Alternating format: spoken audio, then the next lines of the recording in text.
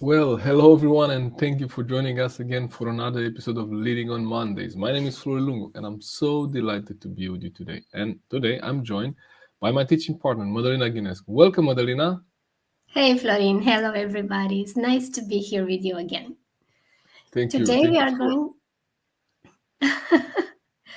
Today we are going to start actually a new series. We are talking about the leadership mindset shift, and I'm so happy to introduce the first episode is why every leader needs to mindset shift.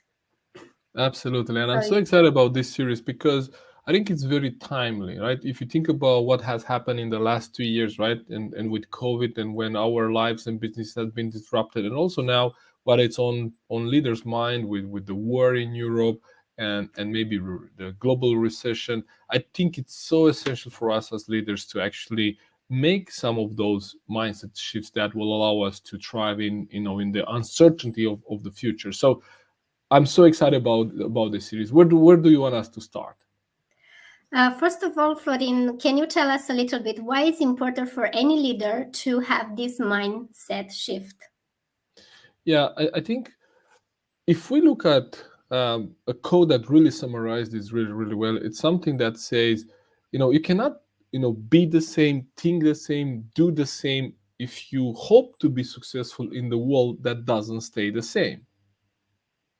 Okay, yeah, Hmm. true. Right.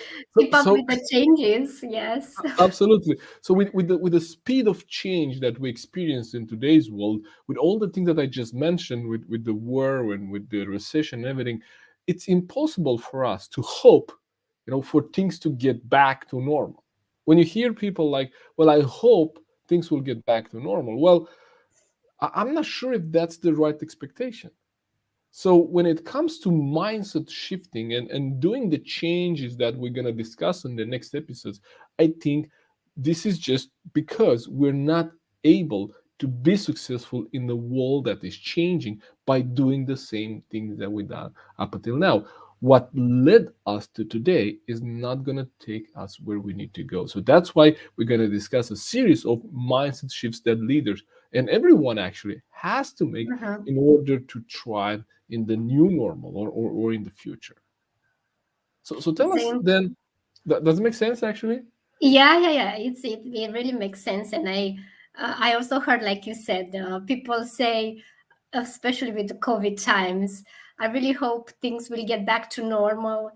And in my mind, I didn't want to get into any kind of argument or conversation on this topic, but in my mind is definitely things won't be the same again.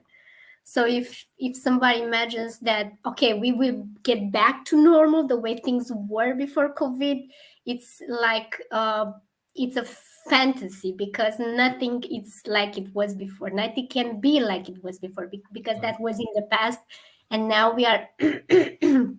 Sorry, I'm not feeling very well today. So things today are definitely are going to be based on what happened yesterday, but we need to look into the future, not to rely on the past. So Absolutely. it's very important that what you said because we need to have this very clear in our head. If we don't Absolutely. keep up with the modern times and with the changes, we risk to not exist anymore, right? Yeah, and this reminds me of a conversation that I saw a few days ago on LinkedIn, where a couple of people were trying to maybe have a debate about is it okay to only work remotely? Like, how can you actually build culture, a company culture, only working remotely? And most of the respondents or the people posting were the opinion that yes, we have to meet in person, Mhm. and I kind of understand where that is coming from. But for you to have an expectation and to impose for your people to come to an office, that's actually unrealistic, because at the end of the day, the talent, right, the people joining the company will decide if they want to work in an office or remotely. At the end of the day, if you want to get the kind of talent that you want on your team, you'll have to be flexible. So if we have this expectation, we set the expectation that things have to be in a certain way and we have to get back into an office, that's probably Mhm. unrealistic. Yeah. Exactly. Yeah. So I don't want to comment anymore on no, that because exactly. people have So different opinions. And exactly, we're not gonna get into that argument, but for the example's sake, you know, we set yeah, an expectation for people to get back to office, not actually having the employees in mind and their needs, right, yes. and their wants. So that's probably one of the shifts that we're gonna discuss in the next episode. But I think for us to kind of get more of an understanding, why does leaders need to shift, and what kind of changes do we need to make? Do you have some examples that maybe when you have seen this played out, and how did that impact people's lives? Yes, actually, I remember that when I was younger, and even today, there are some very famous artists, like cinema artists in Romania, because I'm talking about Romania. Hmm. And I know that in the time when my father and or my mother, well, my parents were young, these artists were famous. They had a lot of movies. They had a lot of contracts and so on. But I saw some news a few years ago. What happened to these artists now in the present time? Because they were famous in the past, but now they are they have financial struggles. They have, of course, health problems. But what actually made me think is that what made you famous yesterday won't keep you famous tomorrow, or won't keep you famous when you will be old. And the big lesson that I learned from that, and I saw actually around me, is that yesterday's success won't guarantee tomorrow's success. So you need to do, every single time, every single day, you need to improve yourself. You need to find different ways to keep up with the changes, because the kind of movies and the kind of comedy that was okay when my parents were young is not the same comedy as we like now as young people. So there are different kind of generations. And I saw some great actors that were also famous in the past. They kept up with the modern times, and they have different kind of contracts. They go to soap operas, they have comedy shows on TV. So they try to adapt to the modern times. And Yeah, that, like I said, is a very great lesson for everybody, even for me. So I don't want to rely on my yesterday success and have the fantasy that if I was successful yesterday, I will be successful tomorrow doing the same thing over and over again. absolutely. Uh, and that's a great example. Think about now all the social media platforms like Yeah, TikTok, like Instagram, all these platforms where we spend our time, right? You know, I yeah, don't even have a TV at home. So for me, if those people will be on TV, then I don't have even a chance to see them. Of course, I can find TV channels online if I look for, but I yeah, don't have a TV anymore. So if they don't adapt to the current means of communication and to the current medium, this is TV, right? So if they don't come on this TV, I don't see them, right? So it's such a good example. And immediately when you shared that, two names came to mind. Number one is Nokia. Do you remember oh Nokia yeah, phones? Right? Nokia yeah, are no, not yeah, yeah, existing anymore in the smartphone, right? yeah. It And, was and a another name, huge thing another many, name, many years ago, but now, no, exactly. Another sadly. name, Kodak. Kodak was the number one camera maker, but they bet on the film, right? Oh On the yeah, analog cameras. They didn't want to switch to yeah. the digital cameras. I Like didn't even realize. I totally forgot about Kodak. Yeah, yeah. Now when that we you were young, mentioned, Kodak was really. I mean, if you had a camera with the film and everything, yeah, like yeah, that yeah. was I that had was it. Kodak. Yeah, yeah, Now yeah, yeah. I you don't remember. find Kodak anymore. Like a digital camera. So Yeah, these actually these haven't two. seen a film like that in some years. Yeah, and they didn't make the switch to the digital cameras. Like Nokia didn't make the right switch to the smartphones. So Mm-hmm. that's why as leaders we need to mindset shifts. We need to mindset shift. Mm-hmm. So now that you mentioned these two, and also the other examples that we mentioned together, why do you think is the reason that people resist change? Yeah, I think it's probably twofolded. From my experience in working with leaders and coaching leaders and also working with organizations, I have found that many times we tend to overvalue what we have. In other words, we Mm-hmm. have an overly optimistic picture of what it is that we have. In other words, we have this reputation, or those people have those shows and those contracts, and they thought that they're gonna run these contracts until they don't need to run those contracts anymore, and they will have enough income coming from that. Or we are in this situation, it's so good, and I don't want to lose it, because we're imagining, well, what if I lose what I have, rather than looking at what can I gain. So it's twofolded. One is, we're holding on to what we have, and the decisions we have made in the past, and we don't want to be wrong. We don't want to contradict ourselves. We Mm-hmm. made a decision to, for example, Nokia probably made a decision not to go into digital cameras. Sorry, that was the phones, right? Nokia made a decision not to go into smartphones, and I know they chose an operating system of Windows based phone, which was great in some extents, but they were like the they were not following actually the trend. Everyone was going Android, and they went Windows, and that was probably a bad move. And because of they made that choice, they didn't want it to be wrong and change it. So we have made a decision. We can hold on to that decision because we are afraid to losing what we have.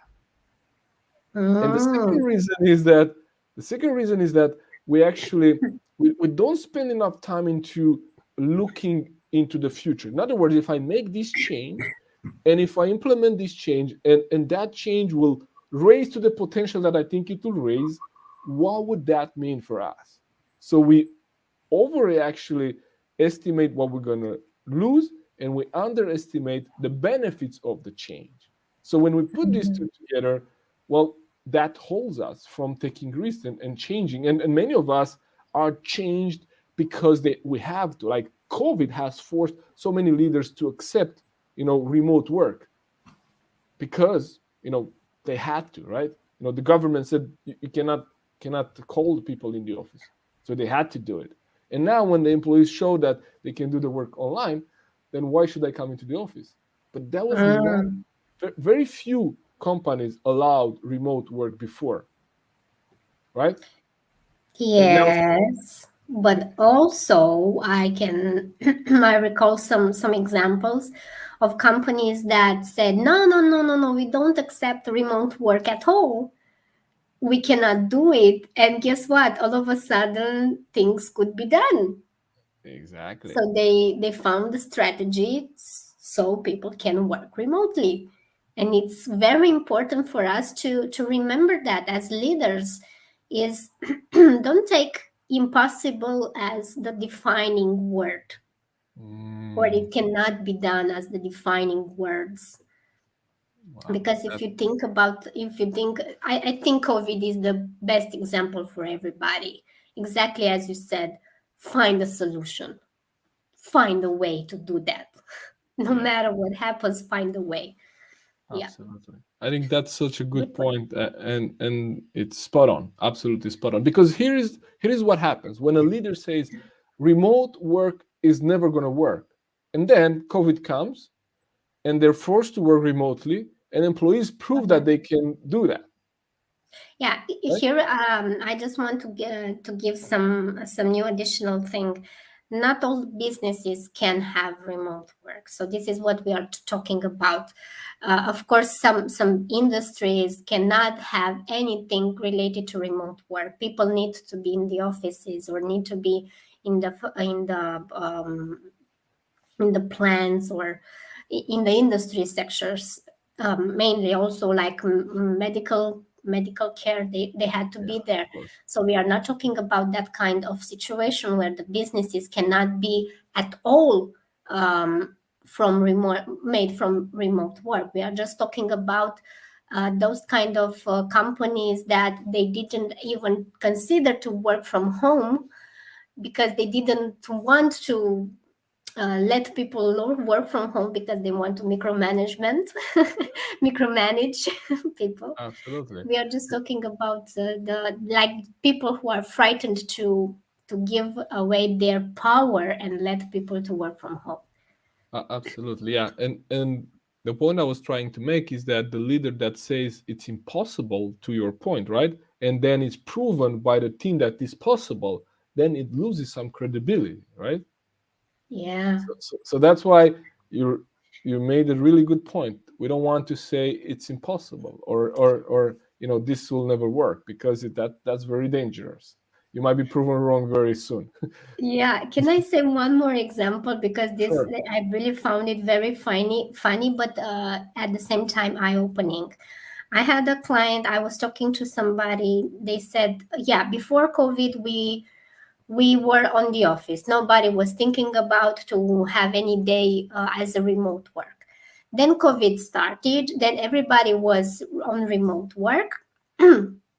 And after, I think this year, something like that, when all the restrictions were up, um, they said that the company were giving them 2 days of remote work, like a beneficial, like a Hmm. benefit. Hmm. It's like three days on in the office and 2 days remote. Hmm. It's a beneficial thing.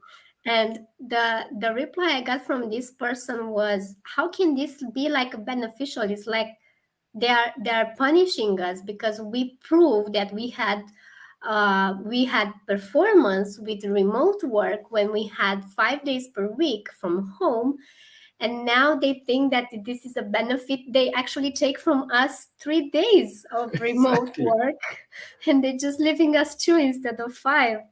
So it was very important for us to see the difference from the employee perspective and from the business or the organization's perspective, because they said, "Oh, we are giving you 2 days," but Yeah. actually the employees is thinking that, no, you're taking me you're taking me out 3 days of remote work. So this is also important for us to consider what is the opinion of other people when we think about shifting or do some changes in the company. Absolutely, yeah. I think kind of what summarizes, one of the best mindsets we could apply to change or to progress is we always have to consider the tension between the stability that gives us the security we need, right, to run the business, to be able to continue, but then the adaptability which opens up opportunities. So we always have to Mhm. play with the two, right, to have enough stability to be able to kind of take the next step, right? You cannot take next steps on shaky grounds, but also to be open and adaptable, so that will open up opportunities. We don't have to hold on to the stability, but so it's always a dance, right? You stretch yourself outside a little bit, then you kind of build a new ground, and then you can build from there, right? Take the next steps. I think that kind of summarizes how we should look at change, and kind of what's the key. So we don't have to overemphasize what we lose, and neither to be unrealistic about the future, but to kind of keep Mhm. that tension, that balance between having some kind of security, giving people security, and keep some things the way, not the way they were before, but some familiar things, keep them in place, so people see that not everything is going to change, so they have some things to hold on, but then open up those opportunities for the organization to grow. So I think that's kind of how I would summarize it.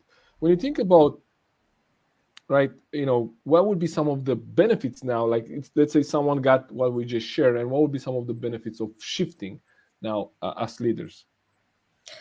First of all, like you mentioned, the Nokia and the Kodak is, if you have a mindset shift, means that it keeps you in the game. Mm. And as a leader, you should point, or you should target to be number one in your industry or to be the leader in your industry, but not, of course, it's only one leader in the industry. There cannot be two or three. but at least you can be on the top. So my advice is to keep up with the modern times, to keep up with the changes that are happening at the moment. So that is a guarantee that will keep you in the game. Sure. Another guarantee, another benefit for change and for mindset shift is actually redefines who you are. Because as you mentioned, and I also, from the examples that we gave together, Mhm. people found out what they are capable of, and they don't limit on what was possible today. They found new ways to improve themselves. They found new ways to act and to be better and to actually innovate and be creative. And this also implies for people to be open to suggestions, to look outside the box or to look around them. What is possible now? And what can be possible in the future? What are the trends? And also, I really found that when you keep up with the changes, life gets more exciting.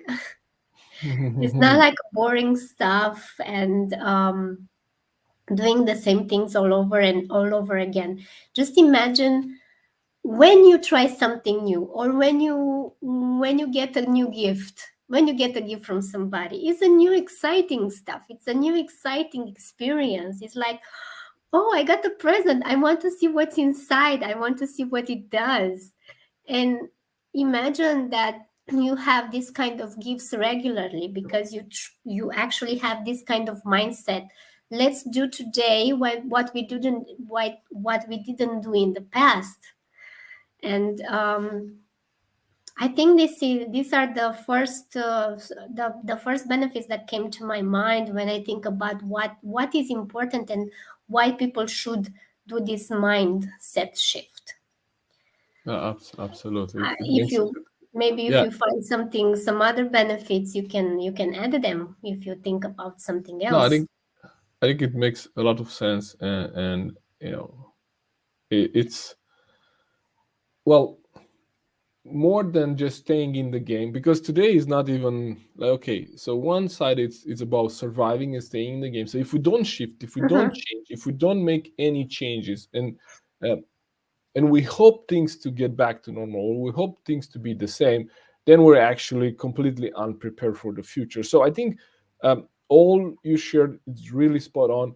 But at the end of the day, if we want to succeed and if we want to stay relevant and actually exist tomorrow, we have to shift, we have to change, right?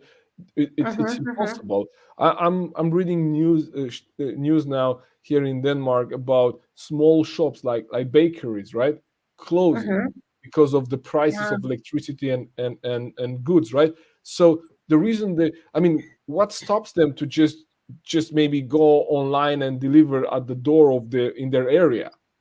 Why Uh, closing completely? Like think about, if you want to stay in the game, do something to stay in the game. Maybe I don't know, innovate, use a new technology, use something different that allows you to deliver the goods that you deliver, and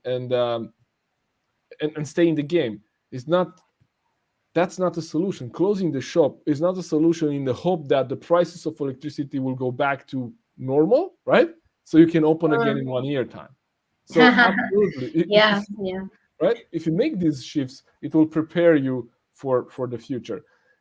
And I think in order for us to develop this mindset, right, and stay open to change, I think we have to stop asking ourselves when things are going to get back to normal.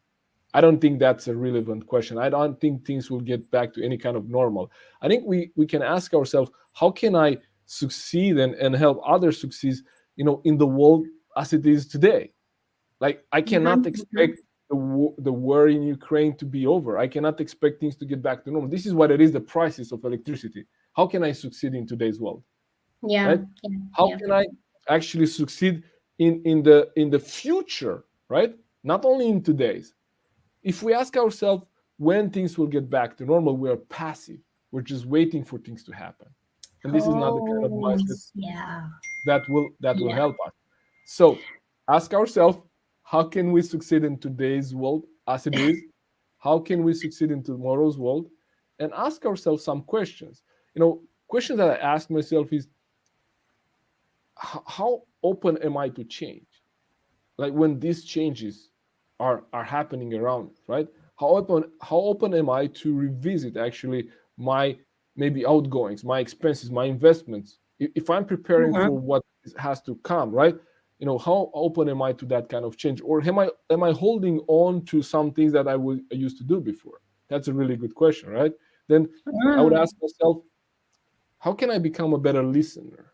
How can I use the people around me? How can I use my team? How can I listen more into what's going on and what's going on in my team, instead of me going and saying this is the way things are gonna be, right?